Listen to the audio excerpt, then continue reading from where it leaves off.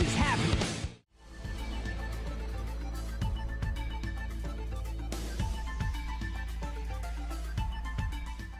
Bonjour, bonsoir à toutes et à tous et bienvenue sur cette toute première vidéo de Planet Sonic qui traitera d'un sujet de fond. Je me présente, je suis Isaki, rédacteur et podcasteur sur le site.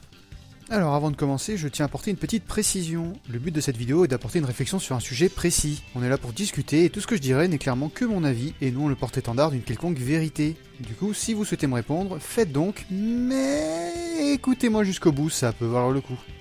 Récemment est sorti Sonic Forces... Sonic Forces. Ah, merci Izuka-san. Donc récemment est sorti Sonic Force et je me demandais si tous ces petits éléments repris ça et là des anciens Sonic étaient une bonne ou une mauvaise initiative. En effet, est-ce que tout cela se mêle bien à la formule du jeu? Ou est-ce que ça ne le parasiterait pas justement? On en a discuté avec le staff de PSO et on a fini par arriver à une conclusion simple. Ce jeu porte un immense héritage sur ses épaules composé d'éléments ponctionnés autant aux anciens jeux qu'aux séries et comics. Il est ironiquement un jeu boost qui fait référence à toute une période où le boost n'existait pas tout en restant un délit jeu boost. Pour résumer, ce jeu est pensé pour plaire à tout le monde. Et si on faisait un petit récapitulatif non exhaustif pour illustrer? Déjà on a le gameplay boost, le gameplay le mieux noté de ces dernières années en matière de 3D pour Sonic. Enfin, ça c'est en omettant le fait qu'il était quasiment le seul. Ensuite on a le gameplay classique pour faire un peu du pied aux fans de Sonic sur Mega Drive et accessoirement ramener encore une fois la formule la mieux notée. Tout court. N'oublions pas l'avatar qui permet aux fanarts de s'incarner dans le jeu. Enfin ça c'est ce qu'ils disent. Le retour des autres personnages qui n'est pas sans rappeler l'ère Adventure. Le tag team de Heroes, voire Sonic Advance 3. Ou même les reprises d'anciens stages. Comme vous pouvez le voir, les tentatives de plaire à tout le monde ne manquent vraiment pas avec ce jeu, et encore on ne fait ici que gratter à la surface en évoquant vaguement les choix de gameplay et le retour des persos. On pourrait aussi citer les ultimatums d'Eggman qui n'est pas sans rappeler celui de Sonic Adventure 2 ou de Sonic Heroes, ou encore le fait qu'Eggman a déjà conquis le monde, ce qui n'est pas sans rappeler les comics Archie et Fleetway ou encore Satam et Sonic le Rebelle. Sonic Force joue tellement avec ses références que ça va jusqu'au nom des trophées, une grande majorité d'entre eux fait un clin d'œil à plusieurs titres connus de la saga. Bon alors vous allez me dire c'est très bien tout ça, que référencer c'est bien joli, mais du coup, qu'est-ce que ça raconte? Déjà on comprend que ce jeu n'a pas été conçu dans l'optique de faire une expérience entièrement nouvelle, quoi qu'en dise Takashi Iizuka. Contrairement à un Sonic Lost World, Sonic Force reprend toutes ses aînées et c'est quelque part autant une bonne qu'une mauvaise chose. D'un côté, il cherche à faire plaisir aux fans, à leur donner un peu de tout afin que tout le monde soit content. C'est une initiative parfaitement recevable. Après tout, on aime toujours quand les développeurs nous donnent la sensation qu'ils nous écoutent, ou en tout cas qu'ils pensent à nous. D'un autre côté, en faisant cela, le jeu manque de focus et toute cette démarche lui donne un aspect patchwork assez peu inspiré où chaque idée est proposée sans jamais être creusée véritablement. Et c'est un peu là que le bas blesse. Comme un tout, le jeu est un petit melting pot assez cool où chacun peut s'amuser en jouant à chaque morceau à petite dose. Le problème c'est que lorsque l'on analyse un peu plus en profondeur chaque élément, tout devient rapidement assez bancal.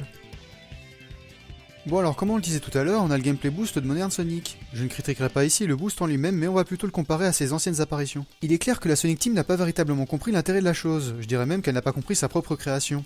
Le jeu prend régulièrement la main sur le contrôle de Sonic comme le faisaient les précédents jeux, mais là n'est pas le souci.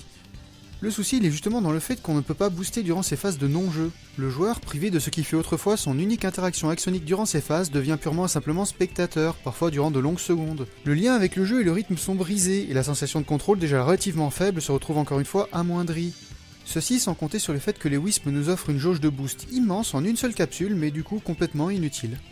Côté classique, la comparaison Sonic Mania fait mal. On manque de précision et le drop dash est bien trop simple à déclencher. Toutefois, on notera qu'ils ont corrigé le spin dash qui ne se déclenche désormais plus à l'appui d'un simple bouton comme dans Génération mais bien à l'ancienne. Pourtant, ce spin dash reste bien plus simple à déclencher que celui de Sonic Mania du fait qu'il est particulièrement facile de s'arrêter. Si vous ne comprenez pas où je veux en venir, c'est simple. Sur Sonic Mania, il est généralement difficile de s'arrêter. Le jeu est conçu pour vous mettre le plus souvent possible en mouvement comme le ferait un gigantesque flipper contrairement à Sonic Force qui permet de s'arrêter bien trop facilement d'un simple coup de stick. En soi, il n'y a plus ce côté récompense que le joueur obtenait après avoir déclenché l'un de ses mouvements. Ils sont gratuits et n'offrent ainsi aucun véritable plaisir à être exécutés, tout en nous offrant une grande vélocité sans vraiment qu'on ne l'ait mérité. En ce qui concerne l'avatar, toutes les armes n'offrent pas une utilisation suffisamment bien implémentée pour garder une fluidité de mouvement dans les niveaux. Ainsi, on se retrouve rapidement à n'utiliser que certaines armes, les autres restreignant trop fortement notre prise de vitesse. Tout ceci manque de peaufinage et semble avoir été mis en place assez tardivement dans le développement, je me dispenserai donc de plus de commentaires à ce sujet. Petit aparté par ailleurs pour s'attarder sur la partie la plus touchée et problématique du jeu, le level design. A vouloir manger à tous les râteliers, Sonic Force nous offre un level design particulièrement pauvre par manque de temps et de moyens pour en concevoir un meilleur. Globalement, on avance tout droit sans trop réfléchir et il y aura toujours un ressort ou un chemin alternatif pour nous éviter la frustration d'être bloqué quelque part après une chute. En soi, c'est presque toute notion de punition et donc de challenge qui s'envole avec ce jeu. Ils ont bien essayé de maquiller ça en nous faisant perdre tous nos rings sans pouvoir les ramasser en dessous d'un certain seuil en mode normal, mais c'est une assez mauvaise idée qui brise l'habituel ramassage de rings propre à la survie dans un jeu du hérisson bleu. C'est bien de casser les habitudes, mais encore faut-il qu'il y ait un sens derrière un changement. Puis c'est quoi ce mode difficile? C'est pas justement plus simple de pouvoir ramasser ses rings comme avant? Cet aparté étant fait, je comptais conclure sur les soucis inhérents au gameplay en passant du côté du tatting et... Non, en fait, ça marche pas. Chaque portion de niveau correspond à un personnage et, contrairement à ce que faisait intelligemment Sonic Heroes, on ne se retrouve pas là face à un choix multiple d'actions qui offrait cette part d'improvisation si propre aux jeux vidéo. Le tag team de Sonic Force n'offre presque qu'une seule possibilité d'exécution. On change de personnage ici parce que c'est évident que c'est lui qui a été prévu à cet endroit et que c'est lui que le jeu veut que l'on utilise. Si par exemple le jeu m'affiche beaucoup d'ennemis à la fois en cercle, je peux bien tenter de les abattre avec Sonic, mais la tâche semble sacrément fastidieuse. Ainsi, le jeu me pousse à utiliser l'avatar pour nettoyer tout ça très rapidement, je me retrouve à ne faire que ça. Et beaucoup de joueurs se retrouvent à ne faire que ça, eux aussi. J'en veux pour preuve toutes les vidéos de gameplay et de let's play que vous pouvez trouver sur le net. Finalement, vous pourriez mettre ces gameplays face à face et les différences n'en seraient que minimes. Là où je veux en venir, c'est qu'on arrive au problème principal de ce mode et même d'une bonne partie du jeu. Le joueur s'exprime-t-il au travers de sa manette?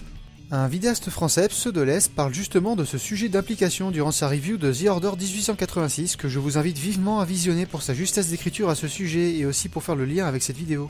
Je me permets d'emprunter son argumentaire car il est parfaitement en adéquation avec notre sujet. Si le tag team offre si peu de place à l'improvisation et encourage autant l'application d'un pattern précis au joueur, alors où est la place même du joueur? Pourquoi le solliciter s'il ne dessine pas sa propre partie, ce qui la rendra si unique? Quel rapport avec l'héritage de Sonic, me direz-vous? Sonic a, depuis ses tout débuts, été à propos d'improvisation, comme beaucoup de très bons jeux vidéo. Comment se charger de cet ennemi? Est-ce que j'attaque avec Sonic pour ensuite passer sur la plateforme suivante, ou est-ce que j'attaque avec Tails pour plus de sécurité? Et ce chemin qui se sépare en deux voies, laquelle prendre? Pareil ici, est-ce que je vais en haut pour prendre le looping, ou est-ce que je descends pour voir s'il y a des ennemis? Sonic nous a autrefois appris à improviser, à trouver différentes solutions par nous-mêmes. Maintenant, il fonce tout droit, sans trop nous demander notre avis.